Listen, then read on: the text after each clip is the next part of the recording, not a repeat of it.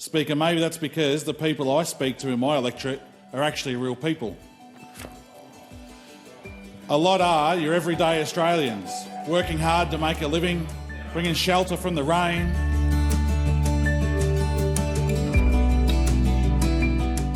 Member for the Hunter. Thank you, Speaker. When those opposite were in government, they didn't have a clue what day-to-day life was for the everyday person. But we on this side are different. We listen to Australians. We know that many of them are doing it tough, and we are acting to ease the cost of living pressures. But that lot over there haven't changed. They're just as out of touch as ever. When we moved to give every single Australian a tax cut, they said no. In fact, saying no seems to be their favourite saying. Speaker, they need to stop and think. Who is really making life hard for people? Is it those of us trying to help, or is it those of us that keep saying no to help? I mean, you can't get much more immediate or direct relief than a tax cut. Our tax cuts are about making sure that people get to keep more of what they earn, especially those hard-working middle Australians who work their guts out every day to provide for themselves and their family, and who deserve a tax break. These tax cuts make sure those hit hardest by cost of living pressures will benefit the most, but those opposite wanted to stop this relief. They would rather see those struggling less with cost of living benefit more than those struggling with it the most. It's a backwards way of thinking, really. It does nothing to help those who need it. And if they had their way, the relief would have never been delivered at all. Speaker, this country is so lucky those opposite aren't in government, because this government are the only ones who actually care about the cost of living, and we are the only ones who want to act to ease pressures, especially for those who are hardest hit. The focus of our government has been to make life cheaper for working Australians. We have delivered not only the recent tax cuts, but also energy relief for working Australians, cheaper childcare, cheaper medicines and cheaper health care.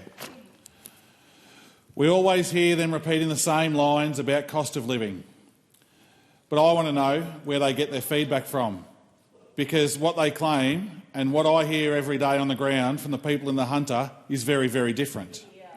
Speaker, I'm out there speaking to my constituents, I'm listening to them, I hear them out, and I know how hard it is for some of them at the moment.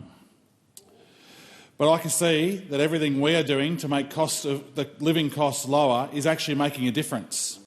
Speaker, maybe that's because the people I speak to in my electorate are actually real people. A lot are your everyday Australians, working hard to make a living, bringing shelter from the rain, and they notice the difference it makes when medicines are cheaper, when childcare is cheaper, or when they get a bit of relief on their energy bills. And they will certainly feel the difference when they get their tax cut, because they are the ones who need it, and they are the ones who deserve it, Speaker. Those opposite love a good scare campaign. When they don't have any policies or anything positive to say, they simply throw out a couple of pathetic one-liners to try and divide our communities. Who can forget their claims that the weekend would end? Speaker, we on this side of the House are better than that. We stand for the everyday Australian. And the out-of-touch lot over there, time and time again, refuse to support measures that will help those doing it tough. And that is the core difference between us and them, Deputy Speaker. We're actually taking action to make a difference to the lives of those who need it most. But all you lot do is oppose absolutely everything related to easing the cost of living and then complain that action needs to be taken. Speaker, they need to get out there more into their communities and speak to some real people. Then they will understand how action is being taken on the cost of living. Maybe then they won't keep coming here making a fool of themselves by showing us just how out of touch they really are. And Deputy Speaker, we've heard nearly every one of them say how disappointed they are that the Minister for Climate and Energy isn't here. I don't blame him for not being here. It's a complete waste of his time coming and hearing the utter rubbish that is coming from those opposite.